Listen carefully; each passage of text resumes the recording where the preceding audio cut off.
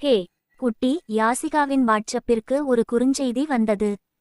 Hi sir, நான் online வந்ததுமே message அனுப்பிட்டீங்களே, வேற வேலை என்ன இருக்கு? ஏன் சார் வாய்ப்பு இல்லையா? அவ தான் அம்மா வீட்டுக்கு போயிருக்கான ஸ்கூல்லேயே சொன்னேன். இல்லை சார், இன்னைக்கு நாம மீட் பண்ணிக்கவே இல்லை. ரூபா மேடம் கிளாஸை கண்டினியூ பண்ணிட்டாங்க. உங்க சயின்ஸ் கிளாஸும் எங்களுக்கு மேட்சா போயிடுச்சு.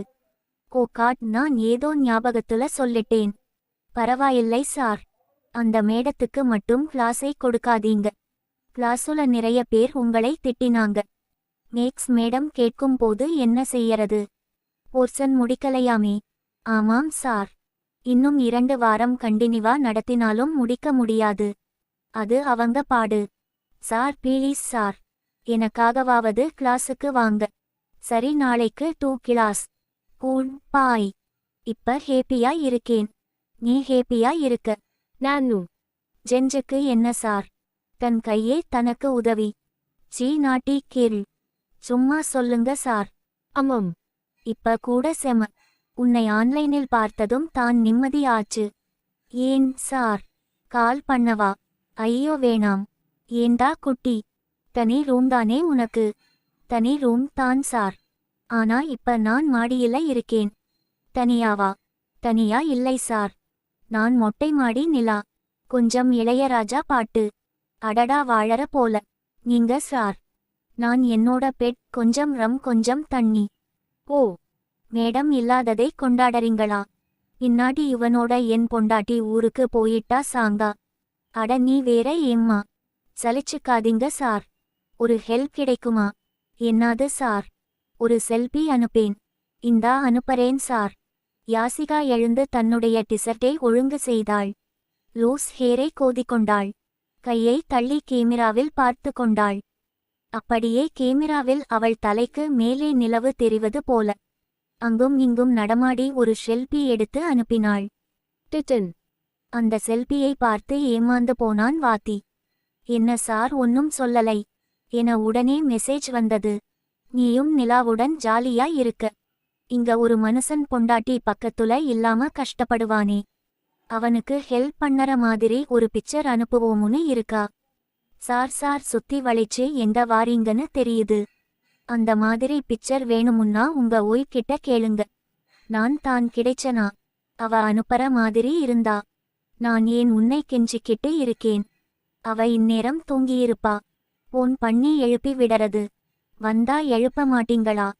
என்ன, வாத்தியை மடக்கி விட்டோம் என யாசிகா தன் தோள்களை தானே தட்டி கொண்டாள். அப்ப நீ அனுப்ப மாட்ட? பதிலில்லை. யாசிகா யோசித்து கொண்டிருப்பது வாத்திக்கு புரிந்தது. யாஸ் குட்டி, நான் பாவம் இல்லையா? நான் பார்த்துட்டு டெலிட் பண்ணிடறேன். பிராமிஸ். கோவிச்சுக்கிட்டாளா? கெஞ்சட்டுமுன்னு பார்க்கிறாளா? அட்லீஸ்ட் இன்னரோடவாது பிக்சர் அனுப்பு பிளீஸ். அனுப்பலாம், ஆனா நான் போடலையே. வாத்திக்கு ஜிவ்வென இருந்தது. யாசிகா முகம் தெரியுமாறு அனுப்பிய புதைப்படத்திலேயே வாத்தி அதை கண்டுபிடித்திருந்தான். ஆனால் ஒரு பெண்ணின் வாயால் கேட்பது தனி கிக்தானே. ப்ளீஸ் யாஸ் குட்டி, this is first and last, I never ask. Please என் நிலைமையை புரிஞ்சுக்கோ என வாய்ஸ் மெசேஜ் அனுப்பினான் வாத்தி. என்னை நம்பி பிக்சரை அனுப்பு. உனக்கு இந்த செம் 10 மார்க், 5 மார்க். மேக்ஸ் கொஸ்டின்ஸை மேக்ஸ் மேடம் கிட்டிருந்து வாங்கிதாரேன். இதனை யாசிகா 2-3 முறை கேட்டிருப்பாள். பிறகு ஒரு முடிவெடுத்தவளாக வெயிட் என செய்தி அனுப்பினாள். வாத்தி வலையில் புது புறா காலெடுத்து வைத்தது. சில நிமிடங்களுக்கு பிறகு டிட்டன். வாத்தி வேகமாக படத்தை பார்த்தான். பாங்கிலில் ஒரு படத்தை அனுப்பியிருந்தாள். யாசிகாவின் முகத்தில் பூனை மூக்கும் மீசையும் இருந்தன. தலையில் காதுகள் முளைத்திருந்தன. பூனை பில்டரை போட்டு எடுத்திருந்தாள். வாத்தி பிக்சரை ஜூம் செய்து பார்த்தான். கைப்படாத பச்சை பழங்கள், வளர்ந்து கொண்டிருக்கும் அழகு. யாசிகா. வாத்தியின் கை வாத்தியத்தை பிடித்தது. அதை சின்ன வீடியோவாக எடுத்து யாசிகாவிற்கு அனுப்பினான். Really thank you sweetheart. அம்மா என மெசேஜை தட்டிவிட்டு மெத்தையில் புரண்டான் வாத்தி. படத்தை அனுப்பிவிட்டு காத்திருந்த யாசிகாவிற்கு முதலில் வாத்தியின் டயங்கியூ மெசேஜ் வந்தது. அவள் புன்னகை செய்தாள். யாருக்கு காட்ட வேண்டும் என ஒரு பெண் முடிவெடுக்கிறாளோ அவனே கொடுத்து வைத்தவன்.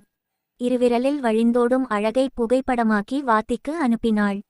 பர் டைம் என டேக் செய்து அனுப்பிவிட்டு கண் அசந்தாள். ஒரு இளம் மாணவியை அடைய வைத்த வாத்தியாரும் தூங்கியிருந்தான்.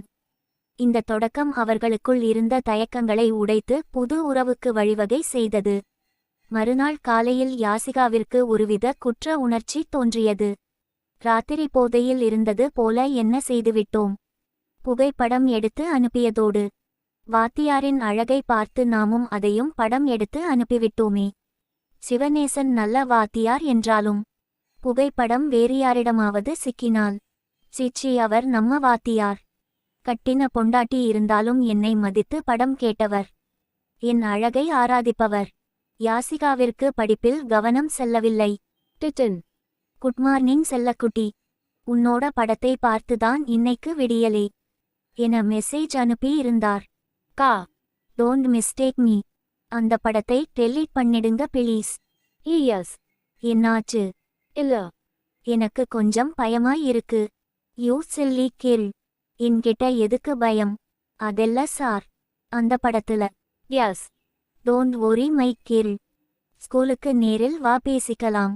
கா லவ் யூ யாசிகா என இதயம் படத்தோட அனுப்பி இருந்தான் வாத்தி. லவ்வா? யாசிகாவுக்கு குழப்பமாக இருந்தது. முதல் 2 கிளாஸும் யாசிகாவிற்கு கடனே என போனது. யாசிகா ஹிஸ் சார் என எழுந்து நின்றாள். டெஸ்ட் நோட்டெல்லாம் கலெக்ட் பண்ணிட்டு ஸ்டாப்ஸ் ரூமில் என் டேபிளில் வை கட்டளையிட்டு விட்டு நகர்ந்தான் வாத்தி. சரிங்க சார் என அவள் அதிகாரத்தோடு ஒவ்வொருவரிடமிருந்தும் பிடுங்கினாள். ஏ பிளீஸ் டி, ஒரு வரி பிளீஸ் என யாசிகாவிடம் கெஞ்சினார்கள் சக மாணவிகள். வேண்டியவர்களுக்கு மட்டும் கருணை மழை பொழிந்தாள். அதற்குள் இங்கிலீஷ் மிஸ் வந்துவிட எல்லோரும் வணங்கினர். யாசிகா என்ன கலெக்ட் பண்ணிக்கிட்டு இருக்க? Test note madam. கலெண்ட் பண்ணி சயின்ஸ் சார் அவரோட டேபிளில் வைக்க சொன்னார். குயிக் ஸ்டூடெண்ட்ஸ் ஹேண்ட் ஓவர் பண்ணுங்க. சில நிமிடங்களில். மேடம் சார் டேபிளில் வைச்சுட்டு வந்திடறேன். என அனுமதியளித்துவிட்டு போர்டு பக்கம் திரும்பி எழுத ஆரம்பித்தார். யாசிகா சென்ற சில நிமிடங்களுக்கு பிறகு மேடம் என்ற குரல் வாசலில் ஒலித்தது. இங்கிலீஷ் மேடம் இரென பார்த்தார். டெஸ்ட் நோட் கலெக்ட் பண்ண சொல்லியிருந்தேன். யாசிகா உங்க டேபிளில் போயிருக்கா சார்? Okay madam. யாசிகாவுக்கு பிரசன்ட் போட்டிடுங்க, நான் டெஸ்ட் நோட் திருத்த கூட வைச்சுக்கிறேன். ஓகே சார் என டீச்சர் பாடத்தை தொடர்ந்தாள். சிவநேசன் ஆசிரியர் அறைக்கு சென்றபோது யாசிகா வெளியே வந்தாள். டேபிளில் நோட்டை வைச்சுட்டேன் சார். யாஸ்குட்டி எங்க போற? கிளாஸுக்கு. நான் இங்கிலீஷ் மேடத்துக்கிட்ட சொல்லிட்டேன், அவங்க பிரசன்ட் போட்டிடுவாங்க என அவளின் சேரில் உட்கார்ந்தான். அப்பா அப்படினா நீ போக வேண்டாம், என் பக்கத்துலேயே இரு. விடுங்க சார், யாராவது வந்திட போறாங்க. பயப்படாதே, யாரும் வரமாட்டாங்க. என்னை தவிர எல்லோருக்கும் கிளாஸ் இருக்கு. சார் அந்த போட்டோ டெலிட். என்னையை சீப்பா நினைச்சுட்டியா யாஸ்குட்டி? இந்தா என்னோட போன், நீயே பாரு. அதுல உன்னோட போட்டோ மட்டும் இல்லை, சாட் கூட இருக்காது. எனக்கு தெரியாதா இதெல்லாம் உன் லைஃப்பை பாதிக்குமுன்னு? வாத்தி பேச்சுக்கு சொன்னாலும் போனில் சாட்டை எடுத்து காமிக்கும் போது யாசிகாவிற்கு சிலிர்த்தது கிளியராக இருந்தது. தயங்கியூ சார், தயங்கியூ வெரி மச். யாஸ்குட்டி, உன்கிட்ட சொன்ன மாதிரியே மேக்ஸ் மிஸ்கிட்ட கொஸ்டின் வாங்கி வைச்சிருக்கேன். சார் கொடுங்க சார். ஆனா அதை சும்மா கொடுக்க முடியாது. என்ன சார், அதுக்குதானே பிக்சர் அனுப்பினேன். ஈட்டோ டெலிட் பண்ண சொல்லிட்ட. சாரை நம்ப மாட்டேங்கிறியே. சாரி சார், உங்களை நம்புறேன். 5, 10 மார்க் மட்டும் இல்லை. இப்ப என் கிட்ட முழு கொஸ்டின் பேப்பருமே இருக்கு என டிராவை திறந்தான். உண்மைதான் என்பதை கண்களில் பார்த்து கொண்டாள். ஆனா இதை கொடுக்கணும் முன்னா ஒரு ப்ராமிஸ் பண்ணணும். என்ன ப்ராமிஸ் சார்? என்னை லவ் பண்ணறேன்னு ப்ராமிஸ் பண்ணணும். கா வேணாமுனா சொல்லிடு யாஸ், இதோட நிறுத்திக்கலாம். கொஸ்டின் பேப்பரை மேடத்துக்கிட்டேயே கொடுத்திடறேன். யாசிகா யோசித்தாள். சரி சார், உங்களை லவ் பண்ணறேன். ஆனா இது போல தொடர்ந்து எனக்கு ஹெல்ப் பண்ணணும். சியூர், கண்டிப்பா உனக்கு நான் ஹெல்ப் பண்ணறேன். யாசிகாவிற்கு சந்தோஷமாக இருந்தது. கொஸ்டின் பேப்பரை கையில் எடுத்தான். வாங்க. யாசிகாவின் கைகள் முன்னே சென்றபோது வெடுக்கென இழுத்துக்கொண்டான். சார் கொடுங்க சார். இப்படி உடனே வாங்கினா எப்படி? என்னதான் சார் வேணும்? யாஸ்குட்டி இப்ப கொடுடா ப்ளீஸ்டா என கெஞ்சினான் வாத்தி. யாசிகாவுக்கு லேசான பயமிருந்து. பயப்படாதே, இங்க யாருமில்ல. அவள் சுற்றும் முற்றும் பார்த்தாள். யாருமில்லை என்ற உணர்வு தெம்பை கொடுத்தது. யாரும் வர மாட்டாங்க யாசிகா. பயப்பட்டு டைம் வேஸ்ட் பண்ணாத. ஐயோ சார் விடுங்க. பயப்படாத, வேணுமுன்னா தோரை சாத்தவா? ஐயோ வேணாம் சார். தோரை சாத்திக்கிட்டு என்ன பண்ணினேன்னு கேட்பாங்க. யாசிகா இப்படி சொன்னா எப்படி? என்னை லவ் பண்ணறில்ல. மம். பயப்பிடாதே யாசிகா. கா. இப்ப வேணாம். எனக்கு ரொம்ப பயமாய் இருக்கு. சரி வேணாம் விடு. என் வீடு தெரியுமில்லை, அங்க வா. கொஸ்டின் பேப்பரை தாரேன். கா. உங்க ஒய்ப் அவ ஊரில் இருந்து வரல. யாசிகா யோசித்தாள். சரி சார் என ஒழுங்கு செய்து கொண்டு யாசிகா அவள் வகுப்பிற்கு சென்றாள். வாத்தி அவனுடைய கைபேசியை எடுத்து யாசிகா என்ற ஹிட்டன் போல்டரை திறந்தான்.